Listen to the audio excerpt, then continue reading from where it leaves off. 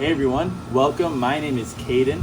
I just finished at Calvary as the kids and youth intern this summer. It was a great time. But today I was asked to interview one of our local partners here in Peterborough. So today we'll be talking about Masters College and Seminary. I'm sure many of you have heard of it. So we have here my father, Rich James. So before I introduce him, I want him to introduce himself. So you know what? Tell us a bit about yourself. What's your role? How long have you been there? And something maybe interesting about yourself. Sure. Thanks, Kate. Yeah. Good to have this chat with you. Completely relaxed and informal conversation in our backyard here. Rich James. I've been working at Masters for about 11 years now. And we were, as a family, as you remember, we were pastoring in the city of Ottawa and moved to Whitby to join Masters 11 years ago. At that time, I came on staff as the director of recruiting and the director of the first year program, and did that job for just over 4 years when our former president Bill Morrow retired from that role. The powers that be, so to speak, saw it in their infinite wisdom, I'm not so sure it was that, but to elect me as the next president. So I've now been doing that for about 7.5 years, and really just an honor and privilege. You wanted to know something interesting about me. Yeah. So how could I not answer that question by saying my kids?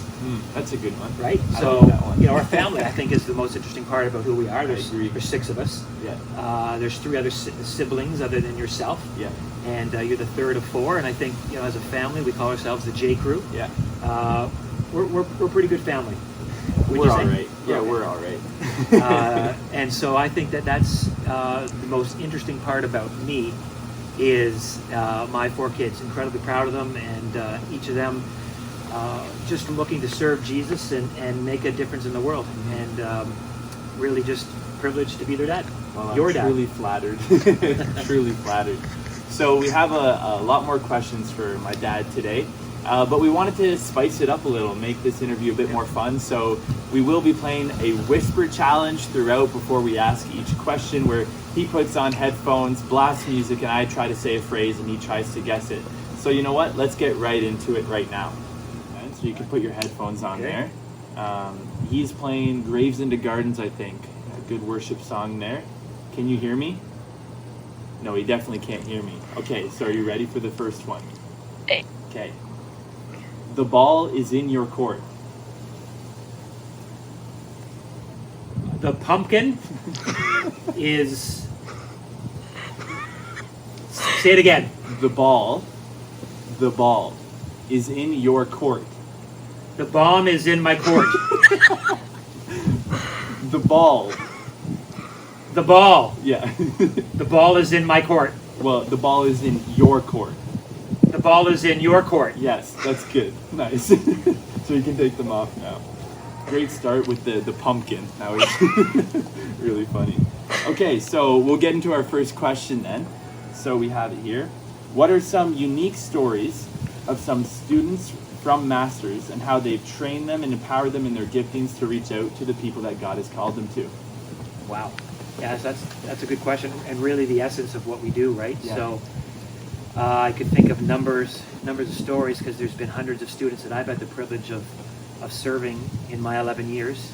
I think maybe when I first arrived, I met a young woman by the name of Kristen Lees, and eventually she and her now husband David Burke graduated, and they stepped into ministry, and they both have very, very unique callings and giftings. Kristen is one of the lead directors of Global 180, which is a youth drop-in center in Mississauga.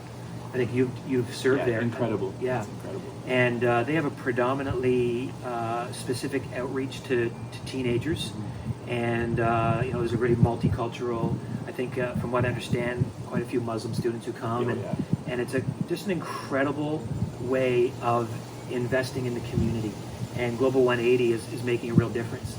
David is serving at Ryerson University as a Mission Canada worker, and he has planted a church at Ryerson, and they are making incredible inroads with the university students there. So I think of David and Kristen as 2 people trained at Masters and have gone out. Then I also think about recently Ethan Elka, who, upon graduating, he spent 6 months in Ethiopia. Yep. Ethan has a call in his life to be a global worker, and he felt that his time at Masters prepared him for that, and he went immediately and was very involved in leadership training and development with pastors in Ethiopia. Really quite an exceptional experience for him. He's come back to Canada, but I know his long-term plans are to go globally, and I know that he feels that Masters has prepared him for that. Final story, more local and maybe more connected to church work, would be Ryan and Leah Bennett, both on staff at People's Church in Hamilton, and they work with the kids, youth, and junior highs and youth, and they've launched a community sports program, which has been recognized by the city, and hundreds of kids have coming in through that. Really cool. And so I think, when you think about Masters, we talk a lot about being thinking doers.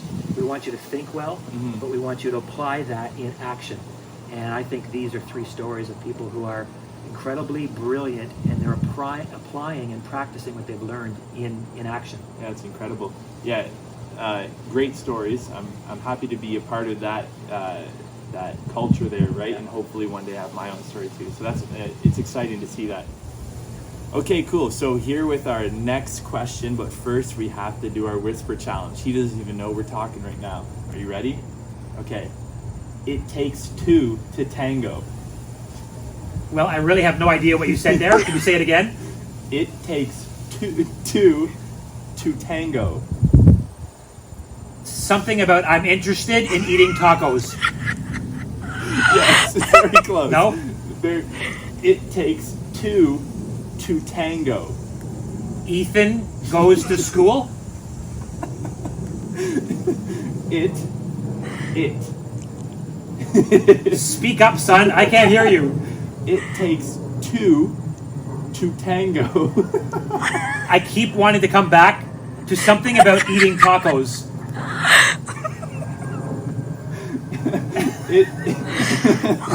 It takes 2 to tango. No. You're calling me a psycho. Okay, I'll do some hand.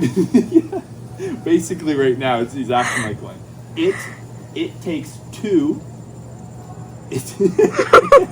It takes 2 to tango. It takes 2 Yes. to tango. Yes, finally. That was good. Really good. Okay. That was really good. But our question for this one is, what are some misconceptions or myths about Bible college? Oh yeah, no, this is a good one. I think about 3 quick ones. I think the first thing I hear a lot of times is it's not a real education. I just have to say, ask any master's student who's come, it is hardcore academics. Yeah, yeah. We place a high priority on education, on shaping our minds and growing in wisdom, and so you come to school and it is on par with any university and college in the nation. We're proud of our academic pedigree. Our professors are incredible, and students are pushed to learn and grow and sort of expand their wisdom and knowledge. So I think that's the first myth. It's not a real education. I think the second thing is it doesn't prepare you for real life. And yet I think about how we train students to be thinking doers. Yeah. That we are training students to make sure they can understand the culture and understand the times and then reflect that in their ministry service wherever they may be. So again, talking to graduates, I think they feel very prepared for real life and what life is going to bring to them and what they'll be experienced in. And so, real education, real life, real job. What's ministry? Yeah, it's not a real job. And I often hear parents will say, I want my kids to get a real job. And I think, having been in ministry now for over 25 years, there's nothing realer than ministry. Yeah. And I can tell you that, whether it was my pastoral years or now in this role, ministry and serving people and being there for people and the ups and downs of life is about as real as it gets. And that's the privilege of what we do at Masters, is preparing people to be part of other people's lives and invest themselves and give of themselves fully and wholly. So those might be 3 myths. Bible school doesn't prepare you for, it doesn't prepare you with a real education, real life, and and just the idea of a real job. Yeah. Well, I think it's about as real as it gets. Oh, I would agree. Yeah, certainly not true. So, all right, so we're gonna move on here. He already has the headphones on. He's jamming out. Are you ready? A penny for your thoughts. Easy one. Should be an easy one. A penny for your thoughts. Betty trips on her socks. Not bad at all. But no, a penny for your thoughts. Penny for your thoughts? Yes. Not Betty tripping on socks. I don't know who Betty is. Yes. Really good. Okay, so our next question is, let me find it here. Students pay to attend Bible college. Yep. So why should people give money? Where does the money go? Why is that important for us? Right. I think generally we should even think about schooling, at large, and whether it's a public university like Trent or Fleming College, or whether it's a private faith-based school like Masters College and Seminary. Every school relies on external donations some way, somehow.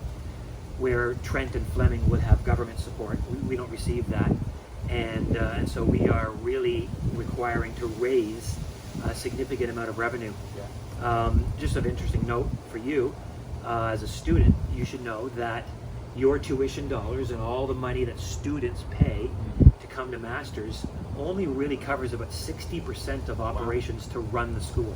So we have to raise 40%, and that's not easy. And so thankfully we have a great partnership with districts, 4 districts in Eastern Canada that we serve, churches across Eastern Canada, and then of course we really do rely on donors, and that mix helps with the 40%. And that goes to pay for our lease at 780 Argyle Street here in Peterborough, and that's not cheap, and we pay to use the facilities. We also for our operations when it comes to our staff and just some of the programs that we run and the services that we offer. So that's a really good question. Yeah. And I'm really grateful for Calvary's investment in Masters over the years. And we really can't do this without you, so thank you so much. All right, we're here with our last question. So, you ready? You good to go? Once in a blue moon.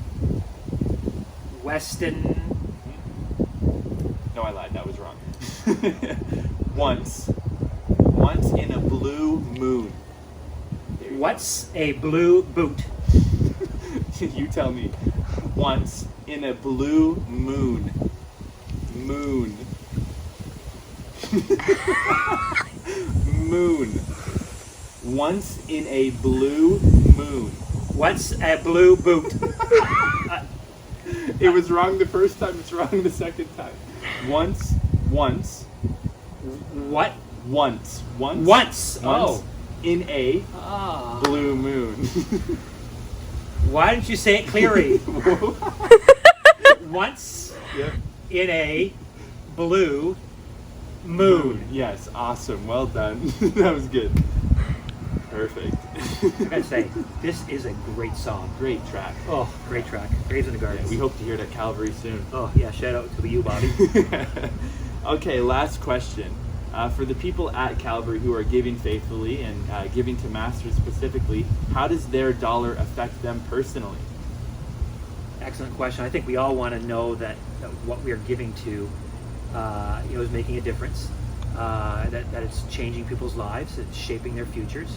And I think Calvary is a great example of years of collective investment, years and years and years of collective investment in people that has now come back into the Calvary community and Peterborough at large. So I think primarily you have a great staff at Calvary, just phenomenal staff. And I think about Pastor Paul and of course, your new staff members and Pastor Bobby and Pastor Kathleen, not so new staff member and Pastor Bill. Yeah. Pastor John, Mark, and Natalie have been around now for a couple of years. Am I missing anybody there on that list?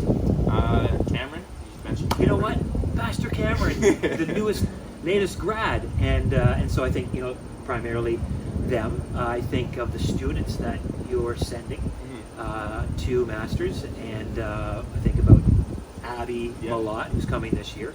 Looking forward to that. Melissa Van Dyke is also part of our school. I think about you and the interns that the church has had over the years, and you've had the privilege of working there this summer and learning a lot. I know you've appreciated it with Pastor John Mark, and Pastor Barb, and that's been a good experience for you. And then all of the people who attend Calvary who have had experience, with Eastern or Masters over the years. And I think primarily of one of my favorite couples who are hopefully maybe watching this, and former president, Bob and Shirley Tage. What an incredible couple, and I know they're involved in Calvary, and active participants, and there are so many, the list is long.